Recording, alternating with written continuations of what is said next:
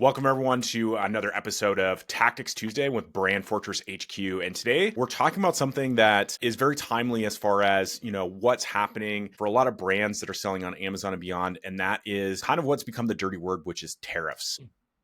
And rather than talking about how terrible they are and how unfair they are and how challenging they are for the business, which all of those things are true for many, many brands that are selling on Amazon and beyond, really we want to focus on what impacts are they having and what can we do about it and where can we find some silver linings in this so that way we can build a more robust business beyond no matter what happens with the tariffs, and whether it be in 2025 or whatever challenge happens to come in 2026, 2027 and down the road, as you're building a business for the long term. So with that, I'm actually going to, Mike, I guess I'll hand it over to you. And if you'd be willing to share a little bit about how the tariffs have impacted you guys at ProTough. Yeah, no, for sure. And my cough's still just getting better. So if I make it into a coughing fit, I'll let you guys carry the conversation for a minute. But so tariffs would have been bad enough for us had there not been for a couple of other mistakes. But realistically, we stopped shipments completely probably 3 weeks ago. And we had, so a few things. One, we knew from a cash flow perspective, and I'll get into kind of some of the other mistakes that were made that kind of put us in this position, which had nothing to do with tariffs. They just compounded with it. But as a result of those mistakes, we ended up with a lot of inventory in China that was supposed to be here. And as a result, when the tariffs really hit, I was on vacation. Well, I wasn't really on vacation, but I was overseas at some conferences. So I didn't, I wasn't watching the day-to-day of things, while we were gone and whatnot. And so I didn't know that we really had any specific, larger issues to deal with. All I knew was, okay, yeah, tariffs are here. It's a higher price. Like, okay, we're going to have to figure out how to pay for that or what to do. And then, of course, they just, skyrocketed, to 150% reciprocal tariff or whatever it was, 145. And then I found out we don't have inventory here in the States. Like, shipments weren't going through. And that was an agency issue. And that's a topic for another Tactics Tuesday, probably, where we can talk a little bit about agencies and how to navigate those waters better. But the end result is we're in a space where we have minimal inventory here in the States. And then you've got the questions of, do we raise prices and try to extend out our inventory and wait out the competition in a sense till maybe they stock out, because many other sellers are going to have to, stop or restrict their shipments as well.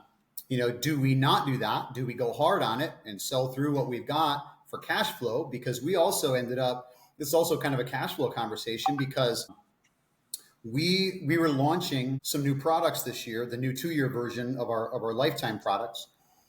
But in so doing, because the 2-year version was going to be a much higher volume product than the lifetime, but also realistically speaking, the COGS on that product weren't really much different. So we ended up having to steal a lot of cash flow from our other product lines that were already running, plus leverage ourselves a bit to get ahead of that, because we needed a lot of inventory on that 2-year, product. Well, now all that inventory is sitting in China. So we can't launch it, but we've already paid for it, with our suppliers. And so the cash flow issues are pretty significant. But I think the bigger thing here is it has reminded me that really big issues like this, ones that are industry-wide, e-commerce-wide, whatever, economy-wide, you always have to step back after the initial shock, after all of the, oh my gosh, what are we going to do, right? You have to step back and look at, how can we benefit from this? How can we navigate it well enough that we can make it to the other side? And what are the benefits if we can manage to do that? Because anytime there's a difficulty like this, whether it's Amazon sellers, whether it's just e-commerce in general, whatever it is, there are going to be a lot of businesses that don't make it through those waters. Like, they're going to capsize. They don't have much profit margin. They don't really know how to manage their business. They have no idea what the numbers are, and they're going to go under. And then that presents an opportunity for the businesses that can make it through. I think that's the biggest thing right now is just, how do you properly navigate those waters in a way that at least you're still a brand that exists on the other side of this, and then you can take advantage of the opportunities that present themselves at that point. So I think that's kind of where I'm trying to keep my head right now. Yeah, yeah, and I just want to reemphasize that. I've talked to a number of brands over the last few weeks that are, some of them are clients, some of them are just, relationships that I have, and I think a lot of brands are in the same boat where, they're looking at strategically how do we navigate this, and what are, how can we translate this into upside, but also looking at it from a perspective of, you know, uh, what what do I need to survive today? And then how do I leverage this into an opportunity later? Because I mean, there are some pretty massive impacts as far as, there's certain products that are just not profitable. And so I think that's where it comes down to, in those conversations that I'm having, some of it is around like, hey, if you have products that, aren't critical to your business and with those tariffs in place are not profitable, then maybe, that strategy is, yeah, you run out of stock on that product for a while, until tariffs are figured out, or there is a way to adjust those prices in order to make it make sense, rather than trying to put a lot of time and effort into a product that until tariffs change just isn't profitable. The other thing that I know, a lot of the brands that I spoke with of what they're doing is, they are really slowing down a lot of their product development, because especially if they're manufacturing in China, hey, it doesn't really make sense to put a lot of time and money into developing new products right now, at least if within China, if there's no certainty around what the margins on those products are going to look like.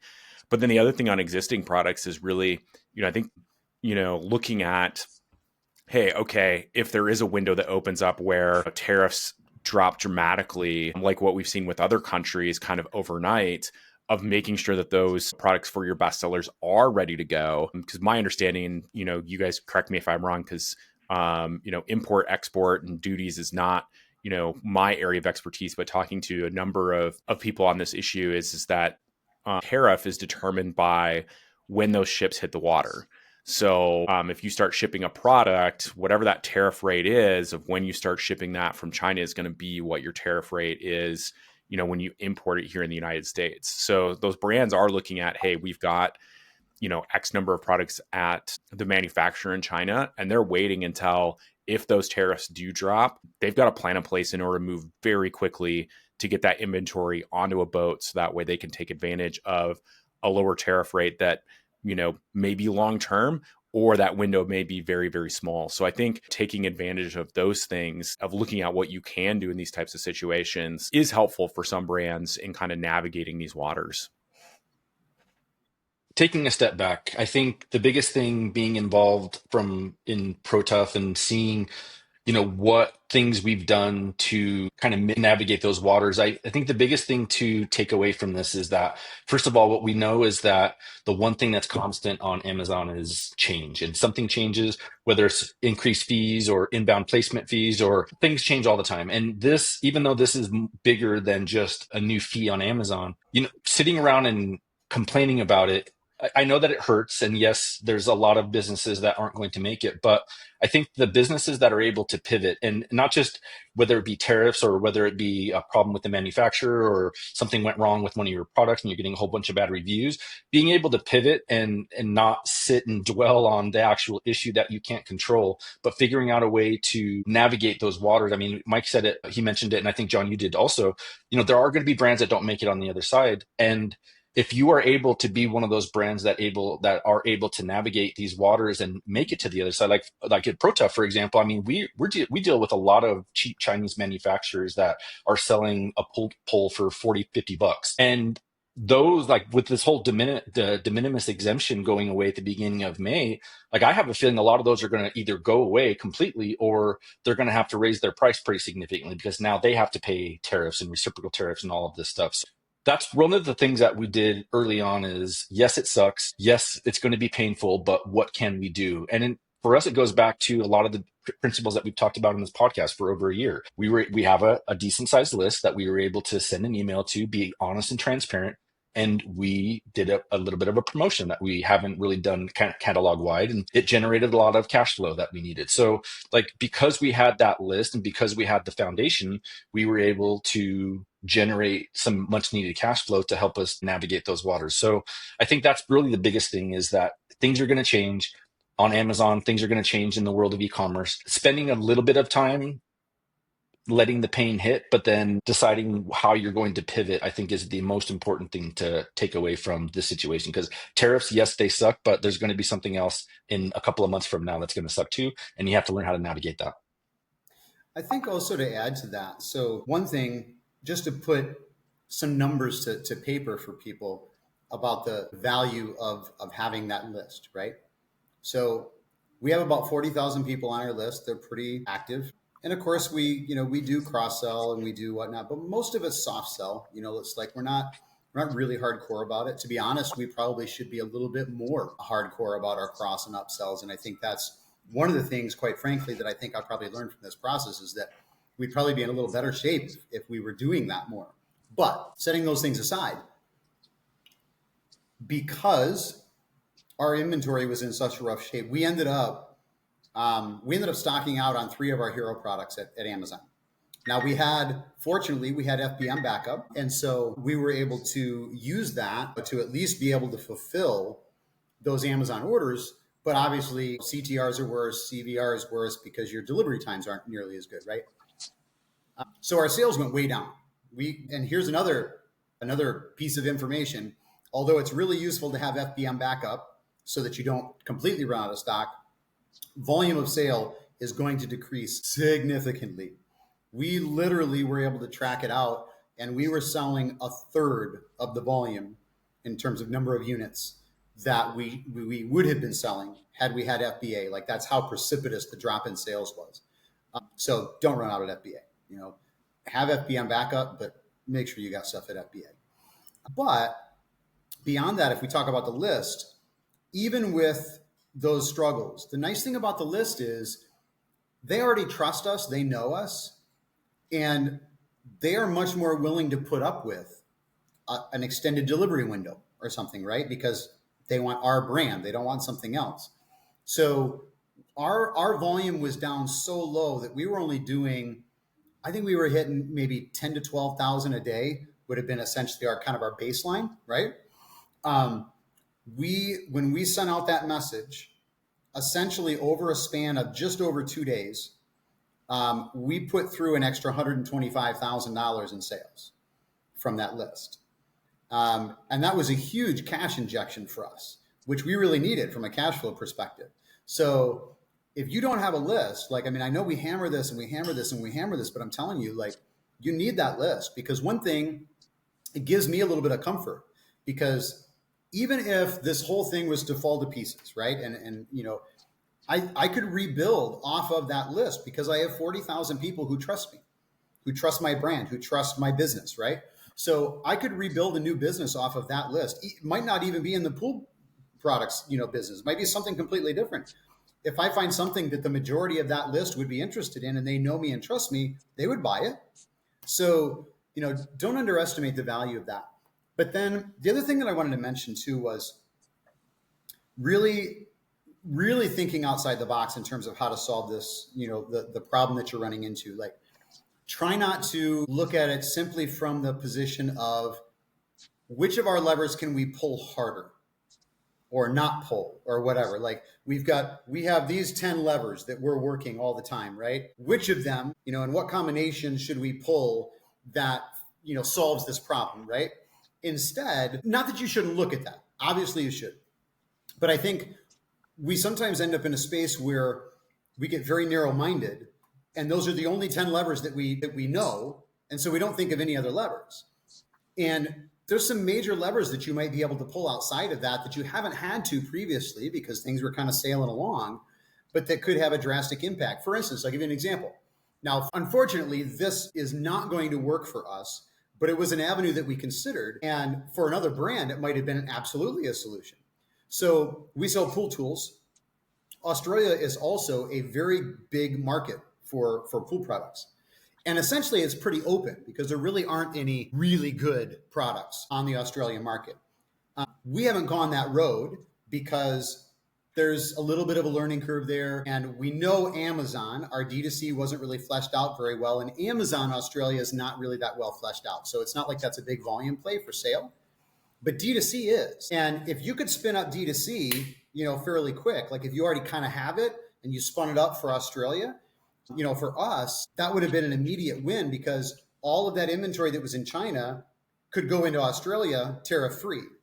And all of a sudden, we can sell product, right? Now, it doesn't work for us because Australia is an opposing season.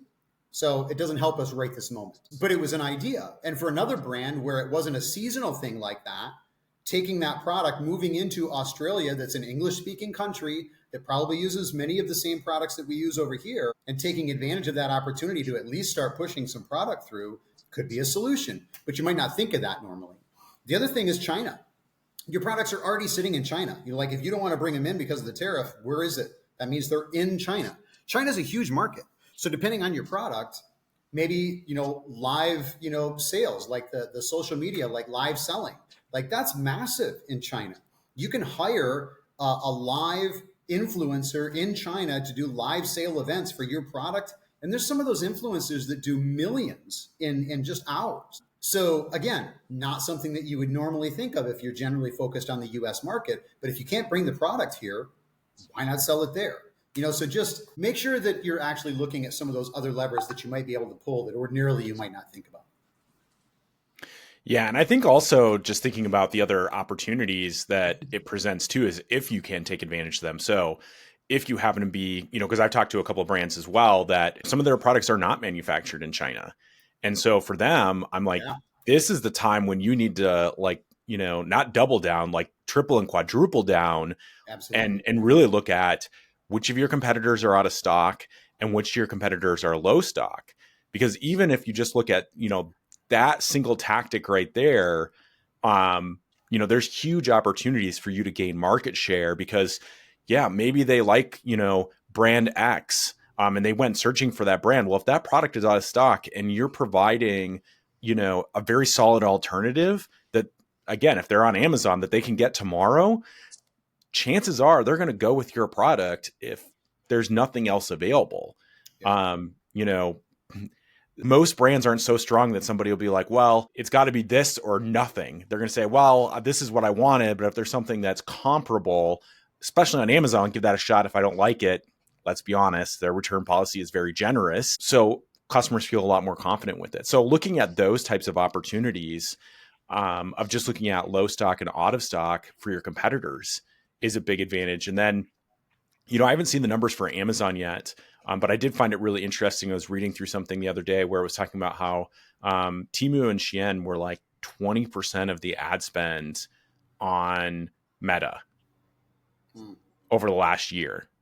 So if you look at, those two companies, well, first of all, and I've talked to a couple of brands where they had knockoffs that were being sold on Temu for, 25% of the price that they were. Well, as of yesterday, Temu is now charging 145% tariff fee. So most of those, knockoffs are no longer competitive. So that's another advantage that, some of these brands, especially that have, kind of a premium brand and have invested in the patent and basically been ripped off by a lot of these, Chinese sellers, that they're able to get some of that back. And the same thing with, Amazon, you're talking about a little bit with the pool polls of, hey, there's a lot of Chinese competitors that are selling a product for, $20-30. If you've got, the inventory and capacity, like now is an amazing time to grab market share if you're in a position for your brand in order to do it. If you've got the inventory and the cash in order to do it, I think this is one of those, instances that comes up, every few years to where if you can figure out how to pull the right levers right now, you can make some massive progress. Well, and like you said, John, like if, for instance, the brands that are getting ready, and preparing for if the tariff number comes down, if you've got the cash flow and the reserves to do it, moving in, let's face it, could tariffs stay where they are? Yeah. Is it likely? Highly unlikely. How long do they stay? I don't know, right? But it seems highly unlikely that they stay at the rate that they are. And so if you've got the money to invest in some inventory and a place to store it, say SKU drop over in China, so you don't have to pay the tariffs yet, maybe you negotiate, 60-day terms or even 90-day terms with your supplier, right? You might have a situation where you could get these orders flowing, have the inventory waiting at SKU drop, and as soon as that tariff number comes down, you're on the ship and ready to roll, and everybody else is 30, 60, 90 days back because they got to wait for production. Like you said, now you've got the inventory here, they don't, and you're off to the races. Now, not everybody has the cash flow or the capital to do that, but if you do, I would recommend that you consider that as an option. I'm not telling you do it, but you should definitely be thinking about that as an option to potentially get ahead of your competitors. Well, I mean, similar to like stock market crashes and the housing crash, like when something like that, a major event happens in the financial markets, it really is the best time to buy. And that's when true like actual wealth, like generational wealth is built. And that's really one of the reasons why there's a big gap between the one percenters and the non, because that's what they do. They have so similar in this story, if you do have those reserves and if you have the infrastructure to be able to pivot during these times. I mean, I'm confident that our entire market is going to change once, as long as the de minimis exemption goes away at the beginning of May, which it's scheduled to.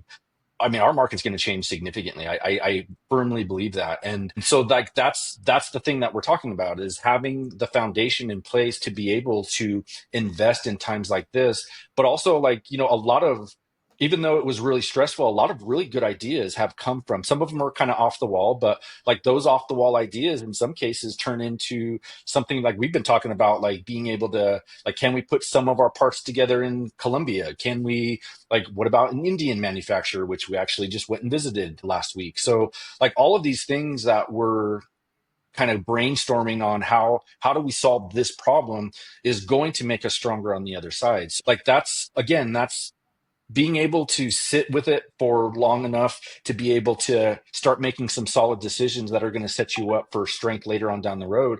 I mean, that's what's going to happen at the end of this. Is I'm confident that once we get through this, our market's going to look a lot different, and we're going to be able, our conversion will go a lot higher, because now we're going to have a lot of those smaller, very cheap, like cheap made and cheap price products that are on the market now. They're going to go away, or they're going to have to raise their price, which is going to put us more in line. We're already at the premium end of the price point, but I think this is going to kind of tilt the scale in the other direction. So we're going to come out stronger on the other side. And it's because of the foundation we built, but it's also because we kept level headed instead of complaining and, oh, the sky is falling. Like we actually sat down and had some real honest discussions where we threw some really obnoxious ideas, threw up them at the wall, and some really good conversations came from that. So that's what I really loved about how these conversations happened. And that's really when you have that foundation, for that solid foundation, that allows you to make moves like that.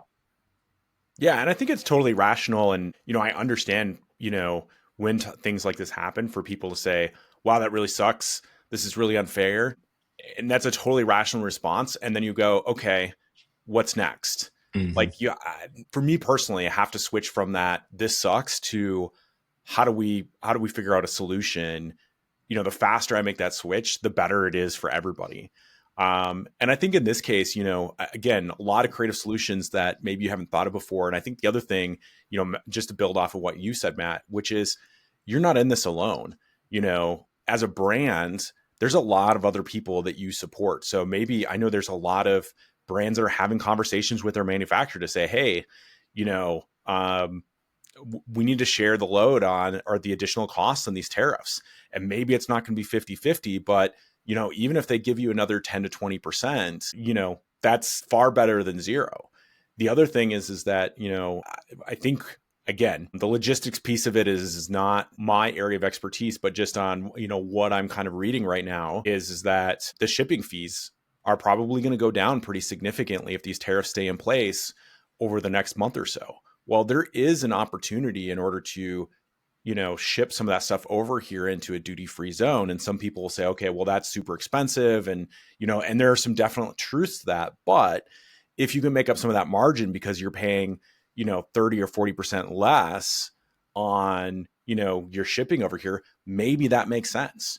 It's not going to be a fit for every brand, but, kind of like what you were saying, Mike, which is considering options that were outside of what you considered before and getting creative and re-looking at all those things that, didn't make sense before to come up with something that maybe makes sense now.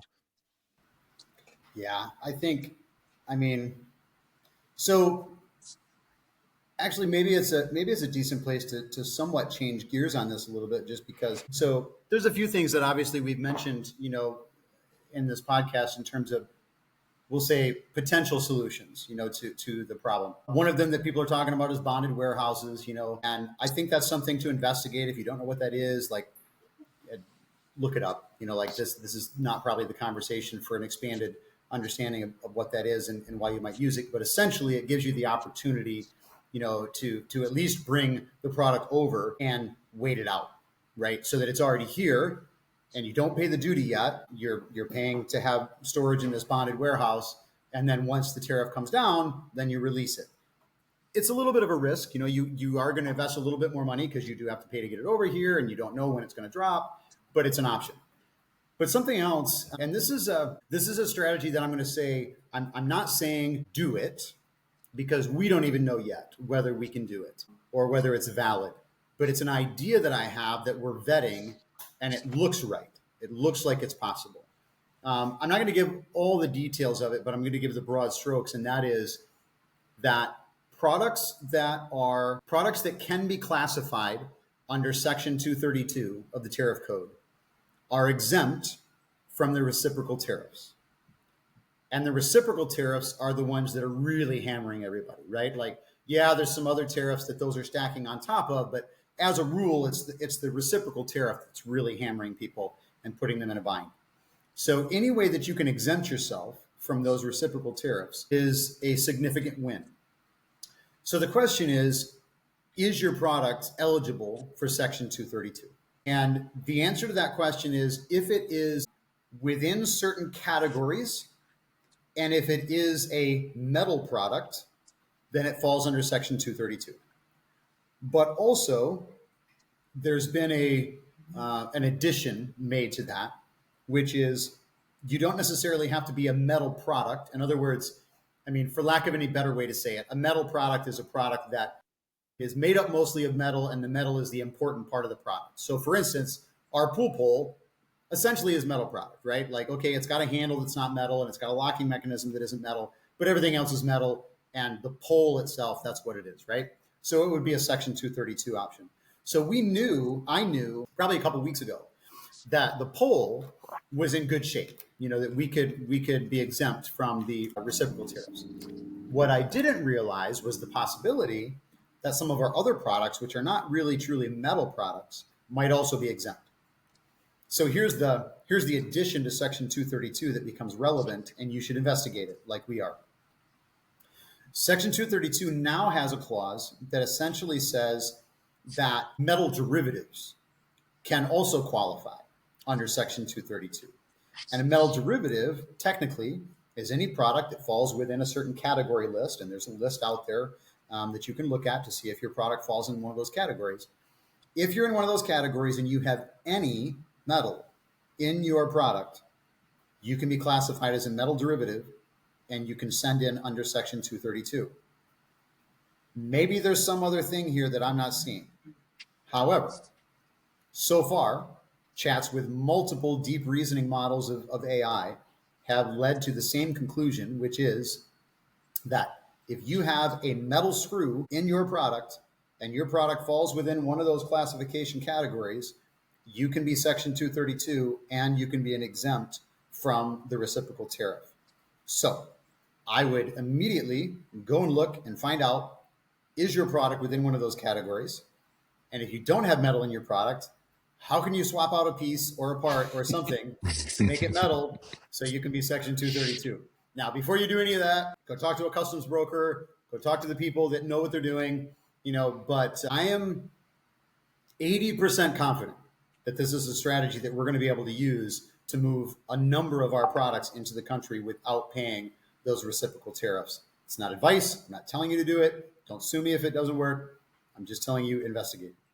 Not legal advice. So just a caveat there. But I think this is a great example. And I think this is probably a good place to wrap on this topic for today. But I think it's a great example of how, as entrepreneurs, we have to find creative solutions to problems that come up. And so today's problem happens to be tariffs. And I think, Matt, you said it best when you said, tomorrow's problem is going to be something different. But at the end of the day, it really boils down to being able to problem solve and being able to effectively implement solutions to those problems in order to build the brands. And the nice thing about it is that yes, these types of issues quite frankly suck. Like there's no other way to put it. Like they're very challenging, they're very expensive, they're very stressful, all those types of things.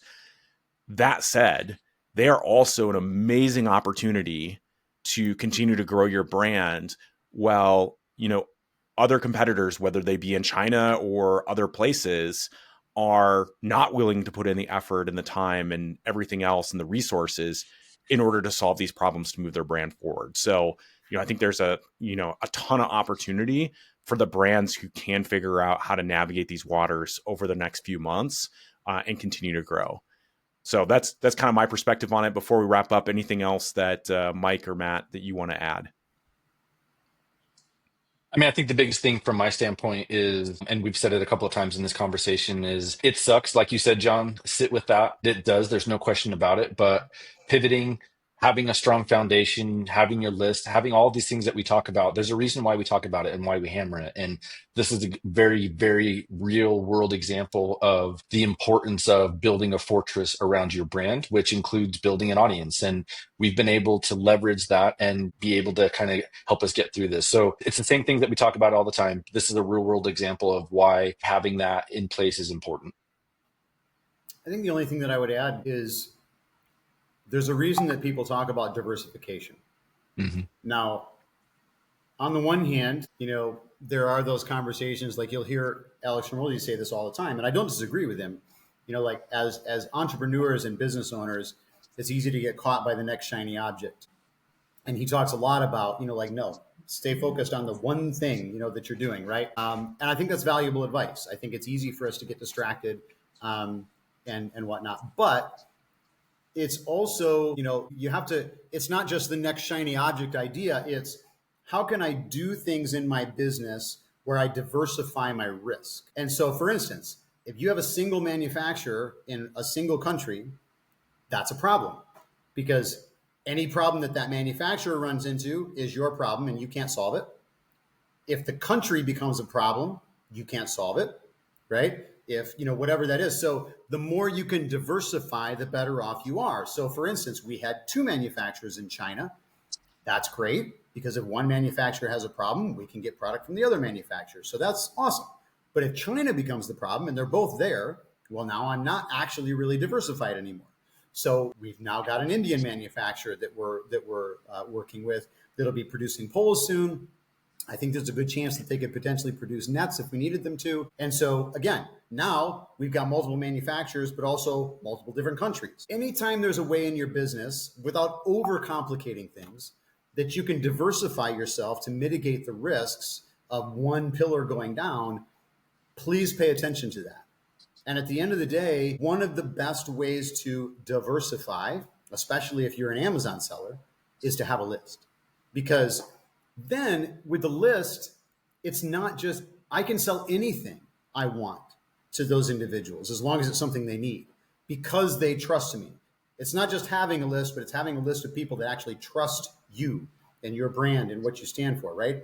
If you have that, whatever happens to your business, you have an opportunity that you have all those people that you can sell something to and you can rebuild from the ashes. And that gives me a lot of comfort.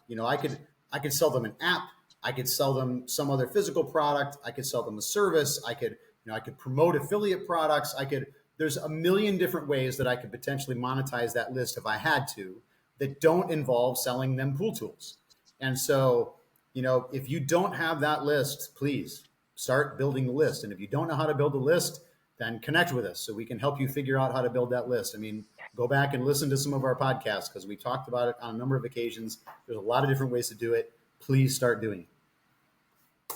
All right. Well, I think that's a great place to wrap for today. Thank you, everybody, for listening. And we look forward to having you again on another Tactics Tuesday.